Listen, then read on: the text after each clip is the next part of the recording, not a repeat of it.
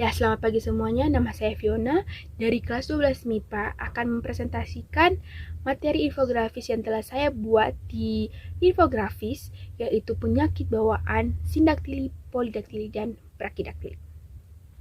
Oke, dimulai dari polidaktili.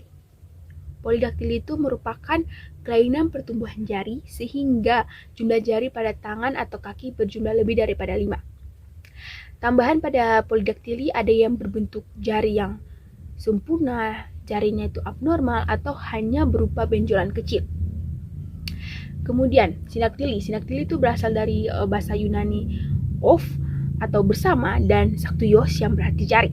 Atau arti lainnya itu merupakan kelainan berupa pelekatan 2 jari atau lebih sehingga telapak tangan menjadi berbentuk seperti kaki bebek yang berselaput itu. Kemudian brakidaktili merupakan kelainan berupa ruas tulang jari tangan ataupun kaki yang pendek.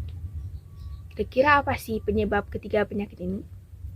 Ya, selain cacat atau kelainan genetik yang diturunkan orang tuanya ke anaknya, penyebab penyakit ini juga bisa dari kebiasaan sang ibu ketika sedang mengandung atau hamil ya, seperti minum minuman keras, minum obat-obatan, sang ibu kelainan gizi, atau faktor lainnya seperti hipotermia.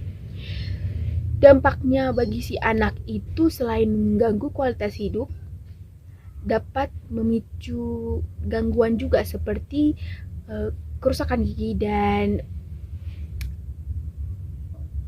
kelamin mengecil. Kemudian ada beberapa tipe dari sindaktili. Yang pertama ada sindaktili sederhana, yaitu jari-jari disatukan oleh kulit dan jaringan lunak. Kemudian sindaktili kompleks, yaitu kondisi ketika tulang pada jari tangan atau kaki itu bergabung bersama. Kemudian ada sindaktili rumit, yaitu kondisi ketika adanya tulang tambahan dan perkembangan tendon yang tidak normal. Kemudian ada polidaktili. Ada polidaktili potaksial, itu adalah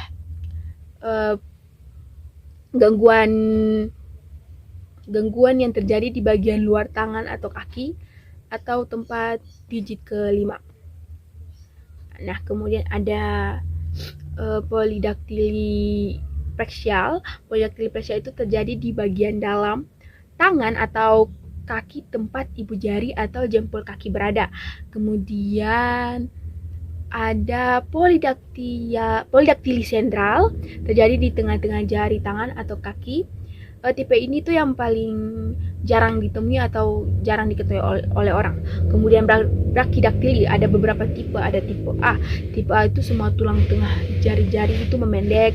Kemudian tipe A2 itu hanya tulang jari telunjuk dan kadang jari kelingking juga itu memendek. Kemudian tipe A3 itu hanya tulang jari tengah dan jari kelingking yang memendek. Kemudian ada tipe B. Tipe B itu ketika tulang jari kelingking memendek atau bahkan hilang sama sekali atau alias tidak ada ya.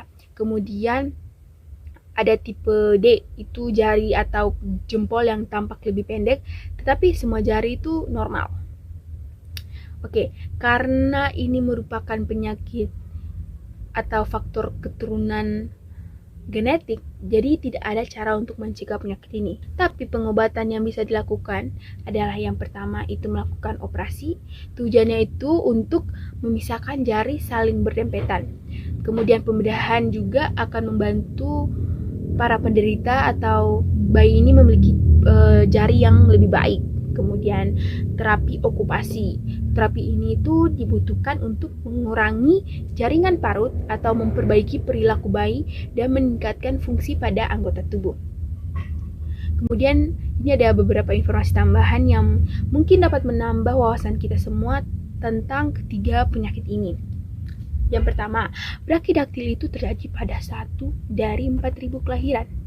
Kemudian brakidaktili ini juga bisa didefinisikan sebagai cacat lahir konektial atau disebut dengan konektial, maksud saya ditandai dengan ciri-ciri jari kaki atau jari tangan yang lebih pendek dari biasanya. Kemudian selain adanya faktor genetik, faktor teratogenik juga dapat menyebabkan ketiga penyakit ini. Nah, faktor teratogenetik ini itu merupakan istilah dari bahasa Yunani yang artinya adalah membuat monster.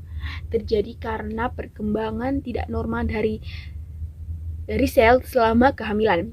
yang menyebabkan kelainan pada embrio sehingga pembentukan organ-organ tidak sempurna. Kemudian bagaimana untuk persilangannya? Untuk polidaktili, genotip dan fenotip pada polidaktili itu adalah P besar, yaitu polidaktili. Kemudian P besar, P kecil itu polidaktili. Kemudian P kecil yaitu normal. Kemudian pada sindaktili yaitu genotip dan fenotipnya SS itu adalah sindaktili, S besar S kecil. Maksud saya SS tadi itu adalah S besar, kemudian S kecil itu normal.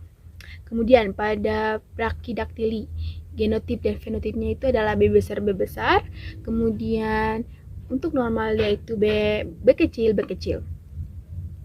Ya, pagi-pagi makan serikaya, siangnya makan nabati. Sekian presentasi dari saya. Tuhan Yesus memberkati.